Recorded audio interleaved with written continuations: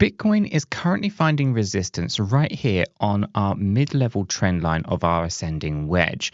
It is, however, above the 50 EMA and 50 SMA here on the 4-hour time frame, meaning we have an opportunity both for a breakout or a breakdown from this level today for BTC. I'm going to be sharing my thoughts and opinions as to which way I think the market is likely to go. Let's roll the intro and get right down into it.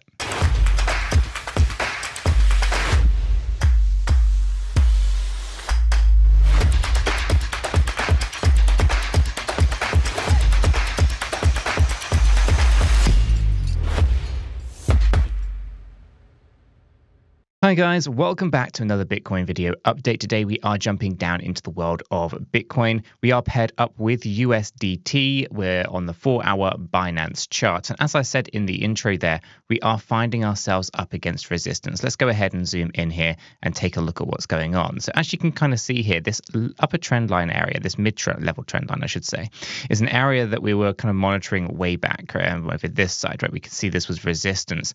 We had this breakthrough situation where we headed up towards the upper trend line, tried to find it as support, but we ultimately have lost it. And since we've kind of lost this area of support, it has now turned back into resistance. Now, we are, of course, still ranging between the areas that we were talking about yesterday. That's basically these two yellow box areas. On the low side, we have an area of buying pressure. This comes in at $49,917 to $50,744. As you could see yesterday, and following on from yesterday's video, we did tap down a little bit deeper into this yellow box range, okay, before we rallied on up, hitting this area of resistance right now. Now, the thing we have to kind of try to do here is we have to try to figure out whether or not we have enough momentum to break on through this area of resistance and up towards our area of selling pressure. That area of selling pressure, guys, is this upper yellow box between $52,374 to $52,985. Okay, but at the moment, with this area of resistance being rather quite tough, the expectation, I think, is more likely to be a breakdown from here. I'd like to be wrong on that because if we can get a breakout, then we'll be talking about those higher ranges. But if we cannot get a close position above our trend line here, then I do expect us to be moving on down a little bit further, where I would expect us to be testing this lower end of our box around that kind of $50,000, maybe $49,900 on that low side. Okay, that actually ties in with this kind of continuation of lower lows and lower highs before we eventually get that break to the upside. This forms many different types of patterns. You call these things like bull flags, where essentially you have lower highs and lower lows. Okay.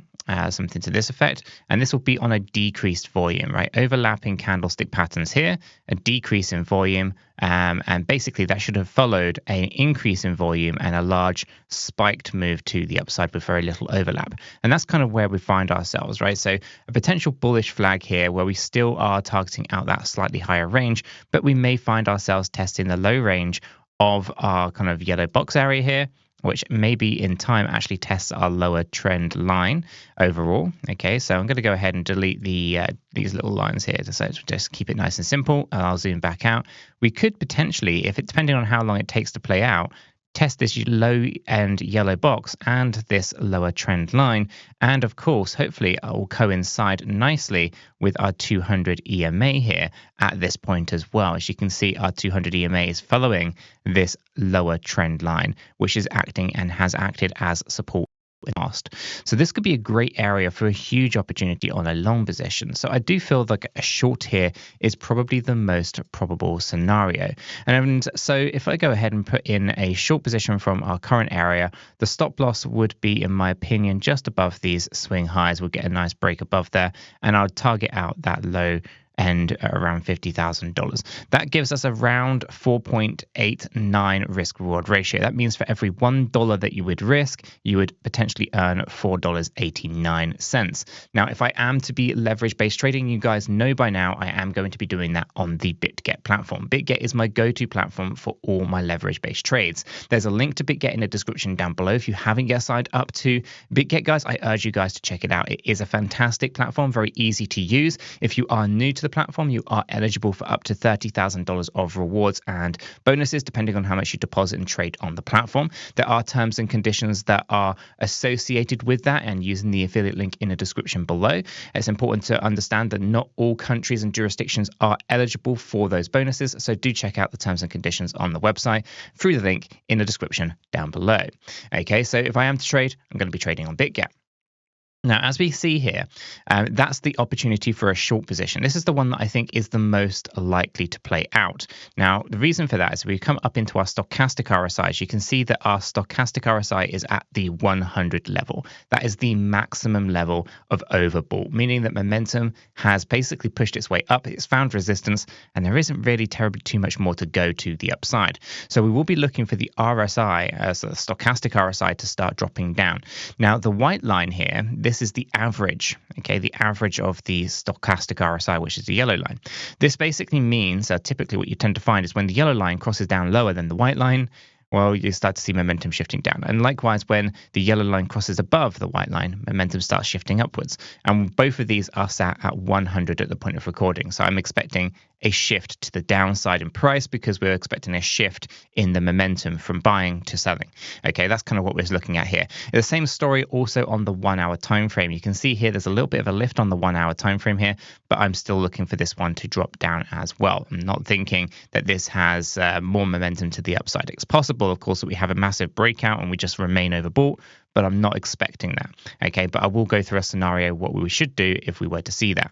Let's bring this back to that 4 hour time frame and bring in the volume profiles. As I was saying earlier with the bullish flag scenario, volumes are decreasing as we're having this bullish flag, and that's exactly what you want to see. Volumes were increasing whilst we had the pole flag decreasing. So all of that's looking pretty good from a volume point of view for a breakout to the upside, but only once we've completed the corrections. From our divergence indicator, the RSI has moved up a little bit as well above the midline.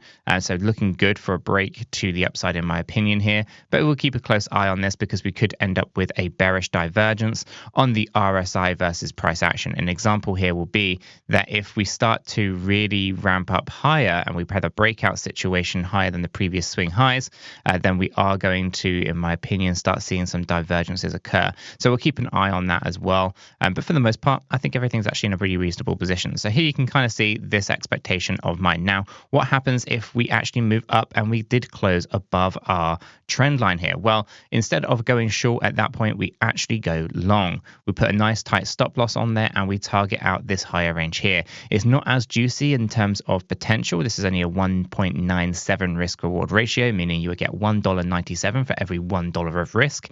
And like I said, if I were to trade, I'd be trading on BitGet. And so, I think for the most part, this is actually looking okay. So we kind of have two scenarios here.